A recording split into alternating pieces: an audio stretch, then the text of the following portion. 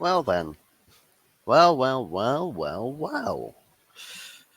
Victor Lindelof, eh? Victor Lindelof.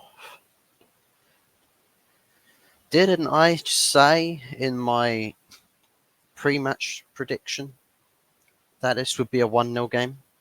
Did I? Did I? Did I say that it was going to be a bit more one of those another sluggish, slow game, tough to watch, difficult to stomach?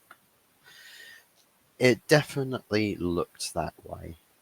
It definitely looks that way. Some massive, massive clear-cut opportunities missed by likes of Garnacho and Rasmus Højlund, which, by the way, hopefully his injury is nothing major to be too concerned about, because he did go off with a what looked like a knock in a double substitution. But if it's not Bruno, then someone else has to pull the rabbit out the hat, and Victor Lindelof, fair plays. Fair plays, and it took until the 59th minute to find the breakthrough. So Manchester United won, Luton 0, as Mr. Fuzzy over here predicted. I also got the Tottenham versus Wolverhampton Wanderers prediction correct as well, by the way, because I said that game would finish 2-1. It possibly could end up as a 3-1, but it ended up 2-1, just not the way I was thinking it would. But anyways, that's Spurs Wolves. This is Man United Luton, and again, very lackluster, very very lackluster. And thank goodness it was Luton we were playing today, because I think most other teams in the Premier League would have taken their chances, would have converted the opportunities that they created. So for me, lucky that we weren't a team that, it wasn't a team that we would most likely succumb to. And anybody in the top 10, anybody else in the top 10 would have beaten us today. I feel like they would have beaten us today. But 3 points are quite tough and rare around these parts for United nowadays. So I'm taking 3 points wherever they're up for grabs, and to be honest, in hindsight, I'm a little less concerned about how we do it, as long as the 3 points come home. So at least we are, not just falling into absolute obscurity on the on the points tally on the table, and that we're not sat in relegation zone, having people question, is United really that dead? I mean, to be honest, we are kind of that dead, but on the table we're not that dead. I mean, the fact that Newcastle as well, by the way, because at the time I'm recording this will literally be quite late in the day, so all the games for Saturday would have been played, but Newcastle losing their game to Bournemouth, surprisingly, 2-0. They lost to Bournemouth. That result keeps us in 6th place, on -3 goal difference as well, by the way, and with only 13 goals scored. There is a lot more teams that have scored more goals than us and have a better goal difference than us, and they are further down the table. Mental. Everton have scored more than us. Wolves have scored more than us. Teams like that have done a better job in front of goal than we have this season. And today, I felt like it was another one of those games. The attack is not firing, and we've got to ask why. Why is the attack not firing? Why is it not clicking? Is it to do with the players we've got up top? Is it to do with the midfielders we've got? Is it to do with the style of play? And I think there's various elements where a little bit of everything can be blamed with that, because I feel like the tactics, they don't sort of have an essence of holding the ball, like possession-wise, because I think that this team operates slower. I find this team does like to operate slower. A lot of these players prefer the slower style of play. So if they're playing quick transition football, or trying to, they probably skip quite a few processes in the build-up, in the build-up passages of play. So we skip various elements of how we're supposed to attack, or in decision making the wrong decisions because we're trying to be too direct when there's various other passes or decisions that are on for players to be making. And I think it's interesting to look at because it's maybe a few switches here or there. Maybe if the team played a slower brand of football, that maybe we would create um, better chances. I would say maybe not so much more chances, but better chances. Because I feel like quite a lot of the time we do snap at chances quite a bit, and usually it just takes a run from deep to actually create the best chance or the goal scoring chance. And um, that's kind of been the case on quite a few occasions this season where we've had to rely on players outside of the front three to get our goals. I mean, yeah, in Champions League, unfortunately, where the rest of the team is not supplying us much goal threat, Rasmus Højlund's been carrying us in that competition. But in the Premier League, he's been misfiring. No goals in the Premier League yet, and hopefully his injury is not anything too big, too concerning. Hopefully he is back in the team again soon. But hopefully, and above all else, hopefully he's actually finding the back of the net in the league soon, because we do need it. We do need players in the attacking lineup to be finding the back of the net. Marcus Rashford, I think, came close. Um, Garnacho should have scored his chance from the left.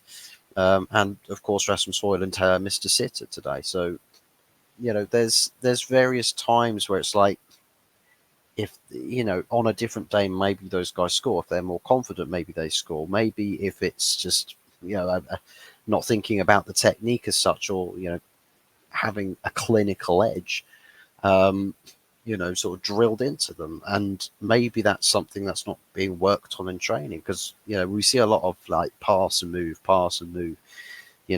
drills in training, rondos and all of that stuff. I've not really seen a lot in the way of like shooting drills from like the attacking lot. I've not seen a lot of shooting drills. So there's, I think, there's plenty left to be desired for the Manchester United attack, and with that sole case, that's going to cost us. It's definitely going to cost us not being able to score goals with any conviction whatsoever. And again, thank goodness it was Luton today, because if it was any other team, we probably don't win that one. We probably get beaten, or the game will just be a bit more wild. So yeah, it's definitely on the look ahead, a bit more troublesome, a bit more concerning thought wise. But I think what's most important, as we've discussed plenty of times, or said plenty of times, in the Premier League, the most important stat in the game is how many goals you've scored. That's the most important stat in the game, right? During minute 1 to minute 90, most important stat. After the game, the most important stat for people to care about is the points accumulation. And we max out points today, so got 3 points. Great. Fantastic. We move up to 6th, and we stay there with the results against Newcastle. So we're not a million miles away on the table.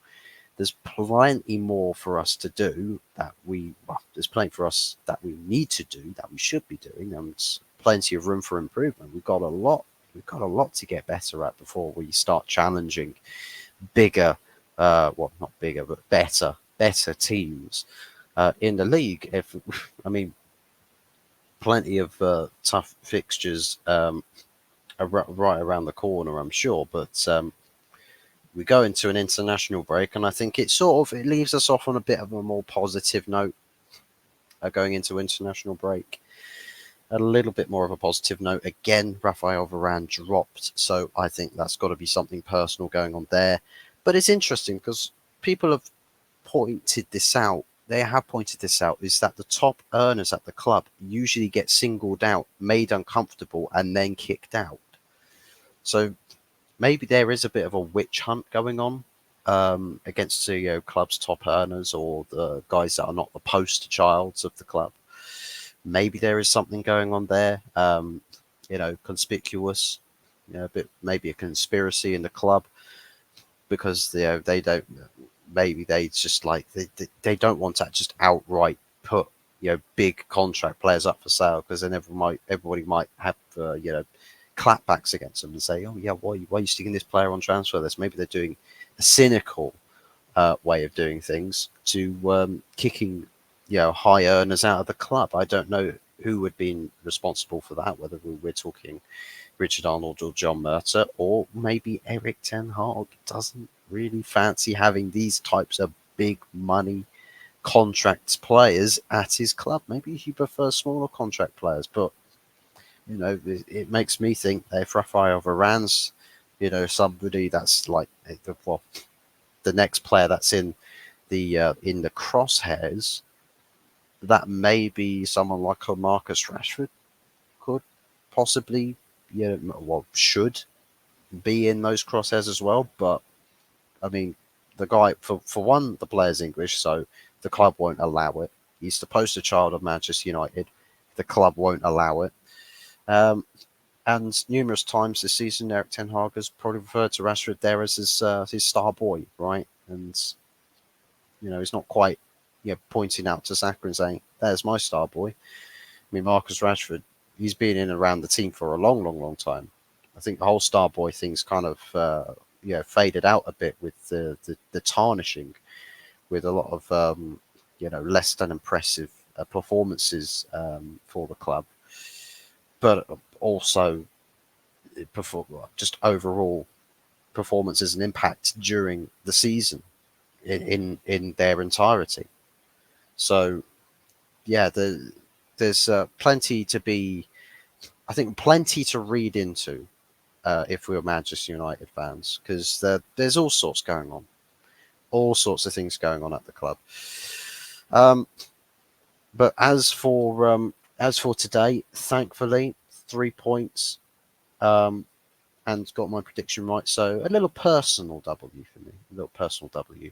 I do want to see us do better. I do. I desperately want to see us play better stuff, play with more conviction, play with better clinicality in front of goal. I just score some more goals, and in general, just get to firing goals in. That's what we want. That's what the Old Trafford masses want, and that's what the travelling support want.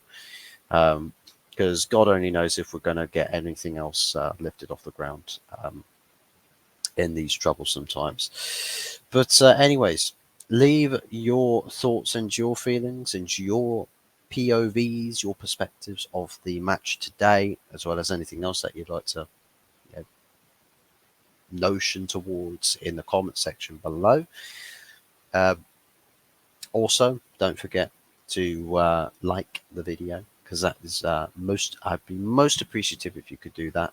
Be very, very kind of you to like this video, as well as, if you haven't done so already, if you are new, I'm going to say the anti-Yeti phrase, because he absolutely hates this. But if you're new, subscribe, and all of that good stuff. But yeah, my way of saying it to get around that is, if you haven't subscribed, then please do, because again, on the road to 120 subscribers. I think we are 2 away, yet still. So just around the corner from another milestone, though be it's small. It's good. It's a good milestone. It's progress. It's progress. We are moving in the right direction. We can go into phase 130 subs now, right? We can go into phases, more better phases than Mikel Arteta's Arsenal phases. So let's keep pushing, guys. So be the potato, guys. Be the potato, guys, and all of that good stuff. But thank you to everybody who does watch, who does tune in as well to watch the video, and don't forget to leave your thoughts and your feelings about the match down below, as well as anything else as well that you'd like to say. But that's it from me for today. You might see me at other points during maybe tonight. I don't know what might happen, but you will be able to see me tomorrow. I will be around. It will be for a Manchester City Chelsea watch along. at Stamford Bridge on Wolfgang Division's YouTube channel. So do be sure to head over there tomorrow, about 4:30 kickoff time. So we'll probably be live a little bit before then. And it's going to be a big one, another big game. From Chelsea versus Spurs to now Chelsea versus Manchester City. Two big games back to back. Can Mauricio Pochettino get another big win on the bounce? Can he go 2 for 2? Let's find out tomorrow. Until then, it is goodbye, good night, and bottoms up. We'll see you again real soon. Ciao for now.